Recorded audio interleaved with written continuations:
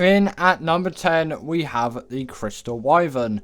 And the reason why I'm putting this thing here and not the normal Wyvern, or just the Wyvern in general, which a lot of people probably would have put on this list for many reasons. The Wyvern is definitely a very influential creature in terms of what it did for the Ark franchise and its tame method and all of that. But the Crystal Wyvern, in my opinion, is just the superior one. We're just a normal, like, watery one, and the Blood Crystal Wyvern, which is my preferred. The Blood Crystal Wyvern is obviously not the one in the B-roll because this one looks more Crystal Wyvern-y, so that's why this one made the B-roll. It's pretty self-explanatory.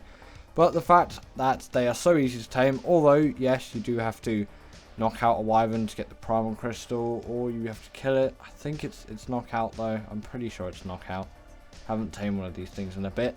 And you also need a level 65 to actually tame one of these things.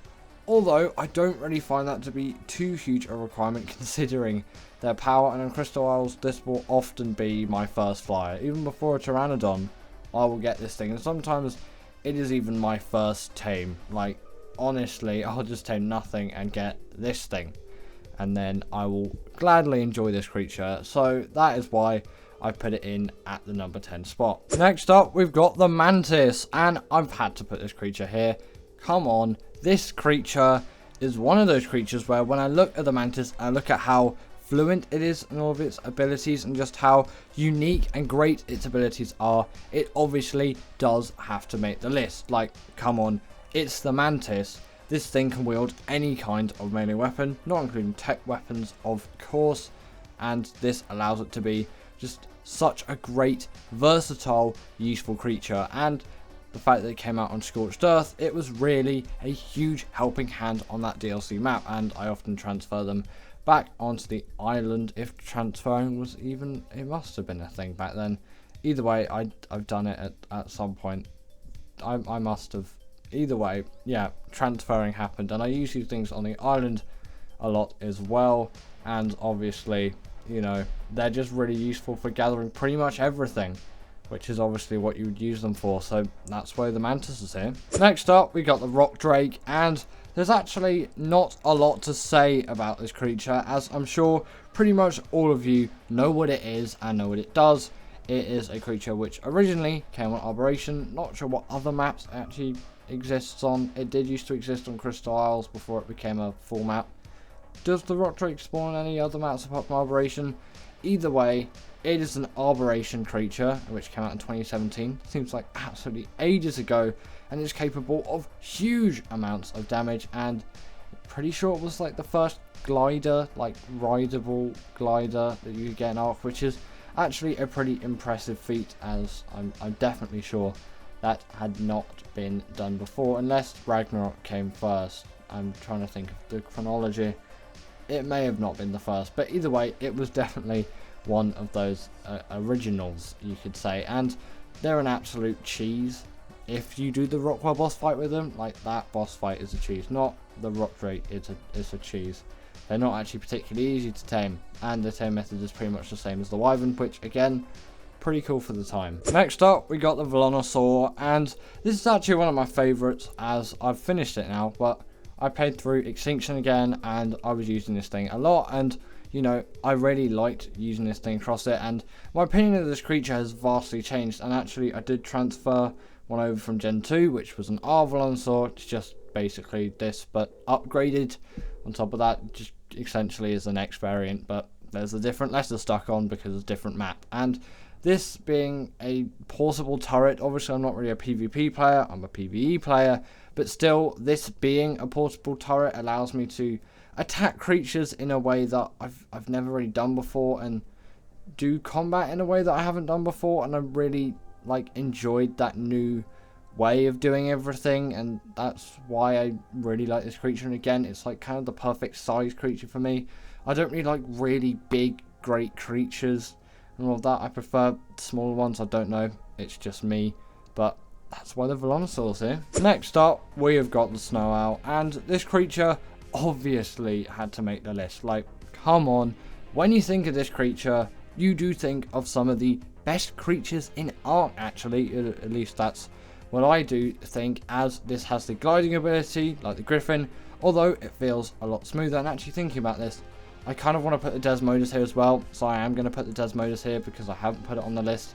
The Desmodus is going on the list with the Snowowl in at the number 6 spot, if you didn't know, because I didn't actually tell you. But in at number 6, we have the Snowowl and the Desmodus. Desmodus? Either way, that thing can make Sanguine Elixir and can farm blood bags and all of that. So I really do enjoy that creature for that. But the Snowowl obviously has the ability to glide, like I've just said, same as the Desmodus. But it can also kind of do like a heat-seeking ability, which plays a benefit in PvP and in PvEs. You can track down a player that might be trying to raid your base, or, you know, just a creature that you've lost. You also want to level up stamina on these things quite heavily, not just so they can fly longer distances, as the stamina drain is not really that high. It's so they can heal creatures for longer, as when healing creatures, their stamina will deplete, and, you know, you could probably tell from all of that. So that's why you'd use it for that case. And although they're not as fast as like a Managama or all of that, I'm still perfectly happy with their speed and with their very like unique and useful abilities. They really do have to make the list. Again, Desmodus as well in at the number 6 spot. Next up, we got the Bloodstalker, and ironically, I probably think that I should put the Desmodus here instead, but I've solidified it in the list now, and I kind of do prefer the Bloodstalker because of what it does. And I don't really use this thing for travel a lot, which people might say is like, well, what's the point then? This is my go-to water creature. This is my favourite underwater creature in Ark. No questions asked. It is just so versatile. It can skim over the top of the water. You can even see creatures under the water as well. It has that ability at its disposal, which kind of helps you if you want to see if danger's near.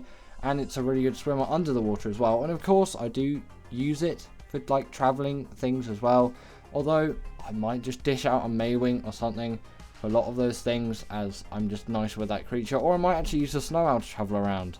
And there are some great other land suggestions as well, like Thylers and Deinonychuses, although the Thyler is not a DLC creature, so I'll speak no more of it. But yes, for me, this is my favourite underwater Ark creature, and that's why I've had to put this thing in on this list in at the number 5 spot. At least if I count right, yeah, it's the number 5 spot. And I wonder if you agree too. Is this your favourite underwater tame, or do you have something else in mind? Now we've got the Reaper, and I had to include this thing here, and in my opinion it is far superior to the Rock Drake, and Rock Drake lovers may not agree with me on that one, but personally, from experience, the Reaper has always been the better tame over the Rock Drake. Just no questions asked whatsoever. This is my go-to arboration creature.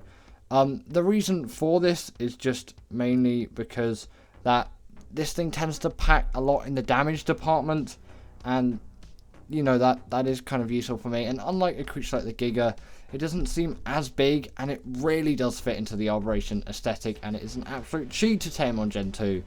So now I have absolutely loads of these things now, thanks to Raasclark's tutorial. Not sure if Raasclark came up with that actually. He might have. It might have been someone else. I'm not gonna say that Raasclark's a fraud or anything, because I don't think he is at all. I'm just not sure of its origins, but I found it from Raasclark, so let's just say Raasclark made it, because actually, in all fact, he probably did. He is quite a highly valued art YouTuber among many, including myself. And obviously, with this Reaper's great aesthetic, great damage, and all those great features, and pretty unique taming methods requiring it to impregnate you, it had to make this list. In at number 3, we got the Mwing. Some people may not agree with this and say the Reaper's better than the Mwing, and you could probably say that, but in my opinion, the Mwing is my favourite travel mount out there. Just no questions asked. Although, yes, in some circumstances, it's not going to be the best, because that gliding ability isn't very suited to the environment, but for most things, it will get by. Maybe not on all cases in maps like the island, although it does a lot better than the Rock Drake for gliding along flatter surfaces. Although you don't really have as much protection, as you can't just kind of fly away from everything. But they're not just an incredible glider, they also act as a portable feeding trough and can gather berries as well. and especially on Gen 2, obviously their home map, they're extremely useful for travelling around everywhere, and obviously in the space biome as well. It really does play to a huge benefit to have a creature like this, and you can see the slightly disturbing animation for the feeding trough thing. It's I don't really know what to say about that wildcard. In at number 2 we have the Deinonychus, and actually until recently I would have put this thing in at number 1, but I've had a slight rechange with my mind recently. I don't know, I've just been different, and my opinions of some things have drastically changed. Not saying that I hate the Deinonychus now, I still think it is an extremely incredible creature, and with that bleed ability, essentially it latching on to creatures and just tearing them to shreds, doing immense amounts of damage, and even to bosses as well. It's the only creature, as far as I'm concerned, and as far as I know about, that can actually do that to bosses, and especially with the pack buff as well, and with no full damage and great mobility and the ability to kind of like parkour around the map. It really does play to their benefit hugely, although my opinions have shifted slightly to the creature in at number 1. Just kind of suits me more now than this creature. I'm a bit more chilled with my life in general and my Ark playing, so you know, I'm not all for the busy life of the Deinonychus. At this point I don't really know what I'm saying, but let's get into the number 1 creature now. And in at number 1 is the Shadowman. And before I talk about all the good with this creature, I just want to say its taming method is awful and I hate it, and I wish Wildcard would change it, but you know, that's never going to happen. And you know, kind of going back on my previous thought there, I don't hate it as much now. That's more previous me, but I still definitely don't enjoy it. But the main things that really stand up for me is this creature's great mobility overall, and yeah, I'm pretty sure it has a pack buff as well. It must do. It has to, when I'm thinking about it. It has a hydration buff, like the Spino. Sorry about that. I just I don't know. I ate something just before this video. Sorry about that. That seems a bit disgusting, sorry. But they're also great in the water, which is nice. I appreciate their waterness. I can't even speak anymore today. That's all I can say about this creature. But anyway, that is the end of today's video, and that is also the end of a very long day for me. Either way, what did you think? What's your favourite Ark DLC creature? And did you agree with this list? And with that, I'll see you all later.